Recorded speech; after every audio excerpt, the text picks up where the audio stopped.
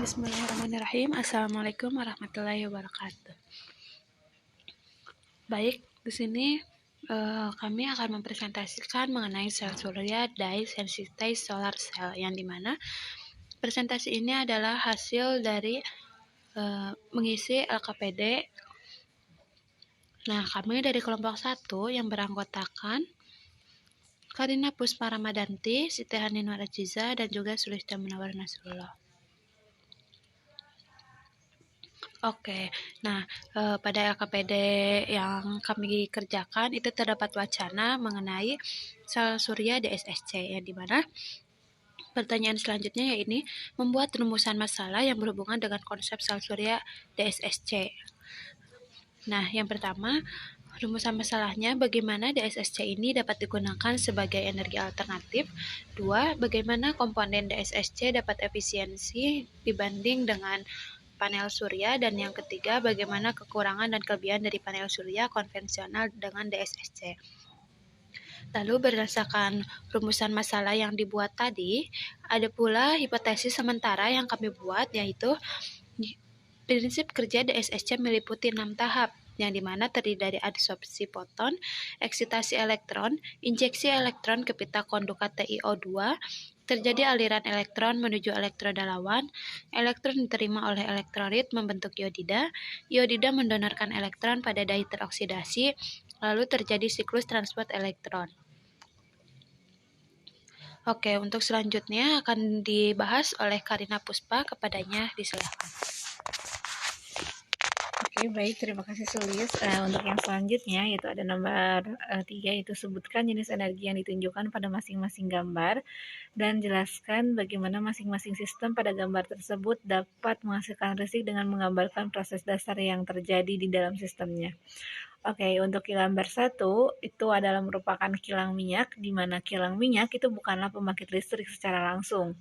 Namun kilang ini merupakan proses energi kimia yang terkandung dalam minyak mentah menjadi produk turunan seperti bensin, solar, aftur, dan LPG.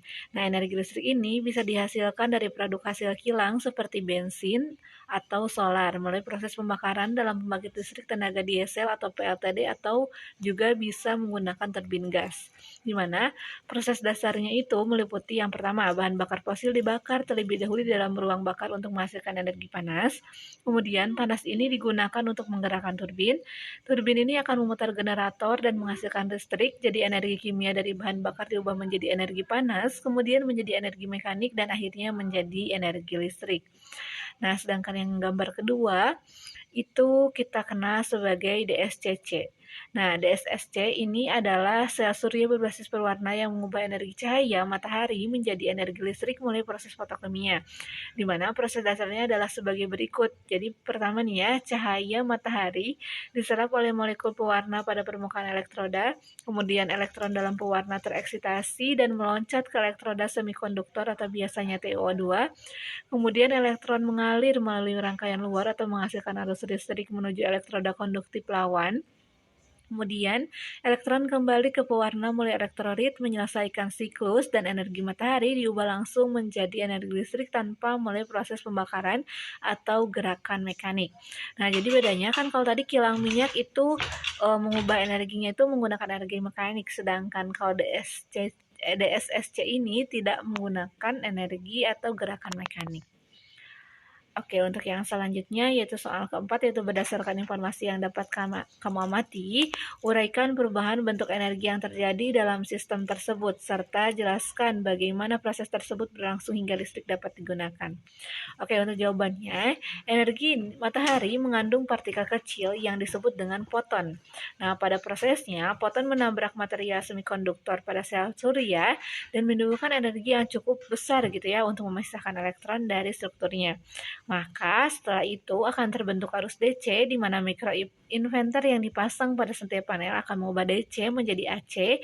Arus listrik AC ini yang tidak terpakai akan dikirim kembali ke jaringan listrik. Mungkin itu yang bisa saya sampaikan. Saya kembalikan kepada Sulis. Baik, terima kasih kepada Karin. Untuk selanjutnya di sini Sebutkan ciri khas bahan utama, keunggulan, dan contoh teknologi dari berbagai generasi sel surya. Nah, untuk generasi sel surya ini terdiri dari 3 generasi, yaitu generasi 1, 2, dan juga 3.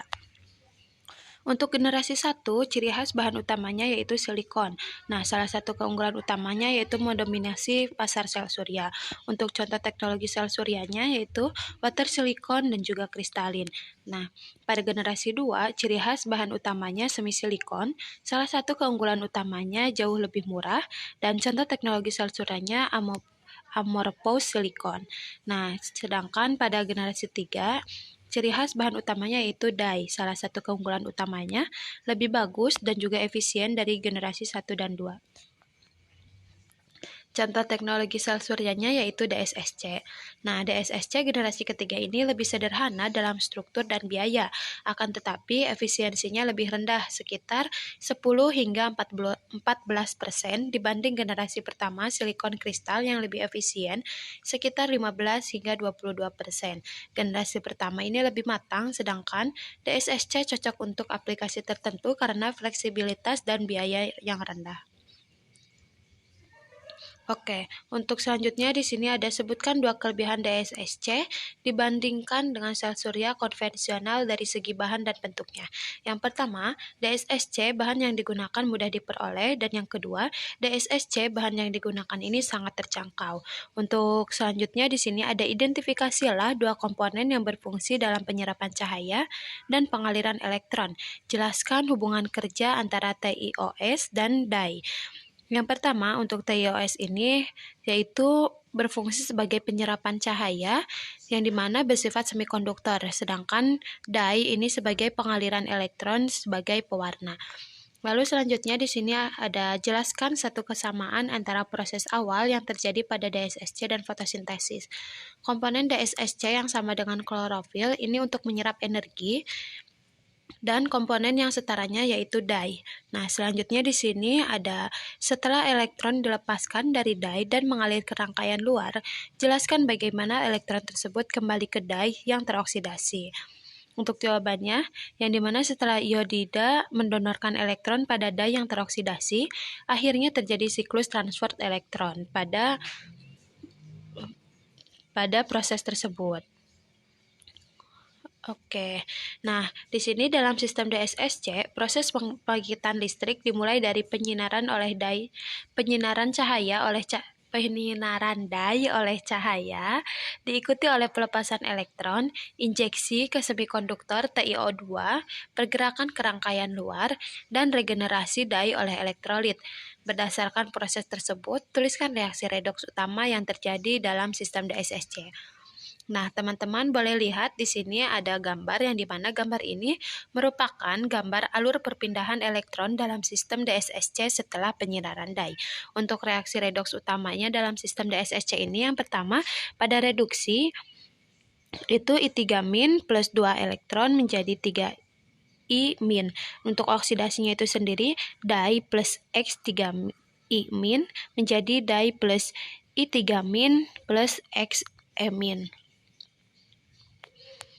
Oke, DSSC merupakan salah satu teknologi alternatif yang dikembangkan untuk pemanfaatan energi terbarukan. Nah, di sini terdapat pertanyaan, menurutmu dalam konteks kehidupan sehari-hari, di mana DSSC paling tepat diterapkan?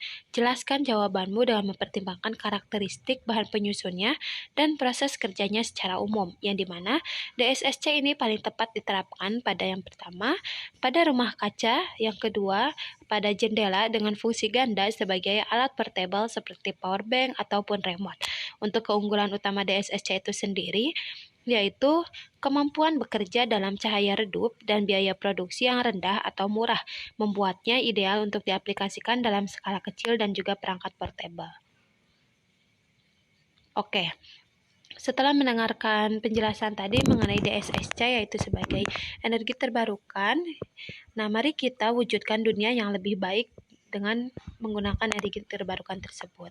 Oke, mungkin sekian dari kelompok kami. Mohon maaf apabila banyak kekurangan. Semoga jawaban-jawaban kami tidak puas sehingga kita semua bisa mencari lebih dalam lagi. Terima kasih. Wassalamualaikum warahmatullahi wabarakatuh.